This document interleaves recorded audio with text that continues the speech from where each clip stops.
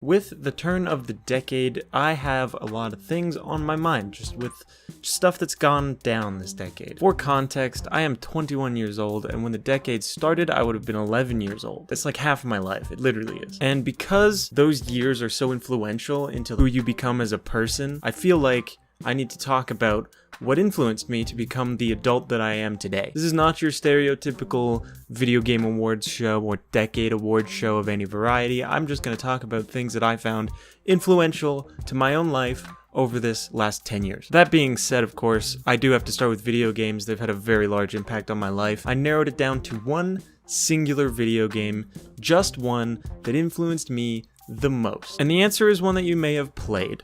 It's got souls involved in it. It's a rather dark video game. It's Titan Souls. No, of course I mean Dark Souls. Dark Souls had such a huge influence on me personally and the gaming world as a whole that it, to me, is obviously the #1 most influential game of the entire decade. It created an entire genre, it entertained me for countless hours, and I genuinely loved Dark Souls for all of the lessons that it taught me, whether it be perseverance, jolly cooperation, and of course, learning about that large chest ahead. For movies, this decade has been a lot. There's been a lot of films that have come out. But for me, the decade was clearly and obviously dominated by the MCU, Marvel Cinematic Universe. For me, that's clear. It has to be something to do with that. There's been no other film series like the MCU. It's insane, it's huge, it's persistent. It's still going and crushing the box office. But without a doubt, for me, the most influential film of the decade has to be The Avengers from 2012. Without that, we wouldn't have got to Infinity War. We wouldn't have got to Endgame. We wouldn't see Spider-Man in the MCU. It's the building blocks for so much that came after it. The movie really showed what can be done with the superhero genre, and I think we will continue to feel the ripples of what the film has accomplished in many years to come. I will, however, concede that I am a little bit biased, as I am a super, mega, huge fucking fanboy. Now, I can't make a list of the things that influenced me without including the people that influenced me, because people influence me in so many different ways. I would be remiss, of course, not to mention PewDiePie. He's had such a huge impact on the platform as a whole, and he's probably the most influential YouTuber, period. However, personally, I've been influenced by different and more recent YouTubers as of late, because it's more of a recent thing for me to revamp my style. But over this decade, we've seen a kind of a fall to the video game style content and more of a rise with the commentary style of content. And at the helm of that style of content is H3H3, aka Ethan Klein. He's sort of the king of the commentary genre on YouTube, not so much nowadays, as, you know, he's kind of slowed down with the whole kid thing, which I totally relate to. I wish I hadn't punched my fucking microphone there. Without Ethan, we wouldn't have any of the Danny G's, the Drew G's, the Eddie B's, the Cody Co's, etc., and many great other commentary YouTubers. I wouldn't have been able to fall in love with that style of content as much as I have, and I wouldn't be making anything at all right now. Mr. Nakey Jakey and Mr. Gus Johnson have been huge influences on me comedically.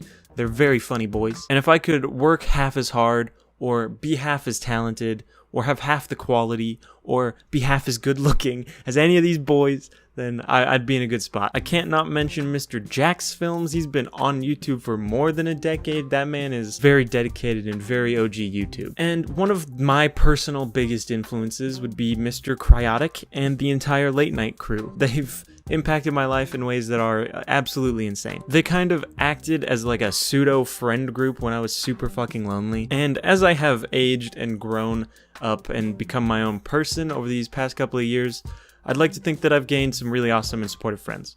I know that I have, in fact. If it wasn't for those guys, I probably wouldn't have. I wouldn't have been able to, you know, come out of my shell in the way that I have. I'm just super grateful for the community around those guys. And my interest in streaming would practically be nothing without those Saturday streams. It's what got me interested in Twitch in the first place. I also went to college. I'm not only doing this, I do other things, and I have to give love to some of the people that inspired me to want to be a game programmer. If I'm honest, it was kind of a no-brainer for me. I loved math and I love science, so if I could get into a career where I use science and I use math to create video games, that's a big fat yes, duh. I could sit here and tell you that 11-year-old me was in love with Metal Gear Solid and really wanted to become the next Kojima, but it's not true. I didn't play Metal Gear at all. I didn't care for any of the really big names in game dev. I had no clue that that existed at all, that that was a thing that you could even do. There are a ton of influential names in game dev that I could say inspired me, and it would make for much better content than the truth, but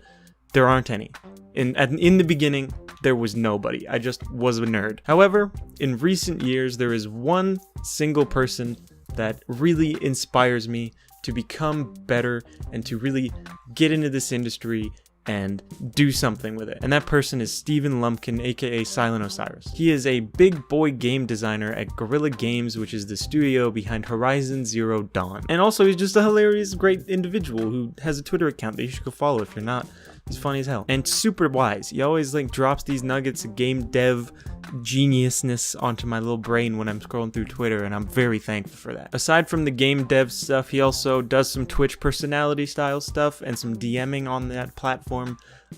He may not stream on his own channel very often anymore, but he does do a D&D show called The Sunfall Cycle with Jesse Cox and a whole bunch of other great people, and I cannot recommend that show enough, so definitely go look at that because it's awesome. But Steven Lumpkin is the type of guy that I look at and I think to myself, if I had just a quarter of that guy's knowledge or that guy's drive or any of it, I'd be okay. So I strive to be a quarter as good as this man. The final person that really drives me is my girlfriend, my lovely lady Chelsea.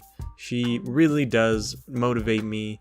I see her drive and I see all the things that she's accomplished in the past couple of years since I've known her, and she blows me away. I'm very lucky to have her, and genuinely I'm very motivated by the things that she does. So now is the part of the video where if I was the type, I would make a New Year's resolution into the camera to drive me to do it. It'd be super thematic with the video, it'd fit in really well.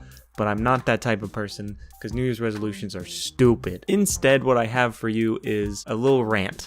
I just have goals. I make goals and I drive towards them, and I'm going to continue doing that in the new year. But not because it's a new year, but because I was going to do it anyway.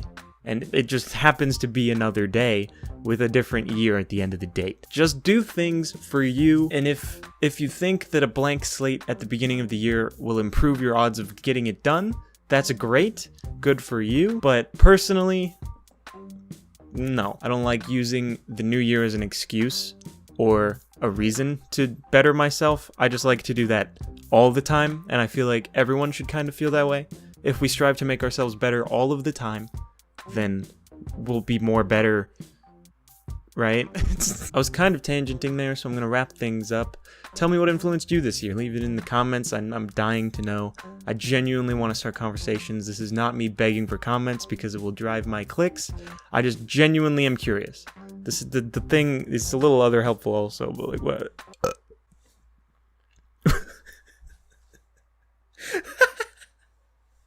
What the fuck? There's more videos of mine over there. Be sure to like and subscribe and bell button, because then you won't miss any of the videos that I make, because they're all really good and they're out every Friday. So look forward to them or something. Okay, bye.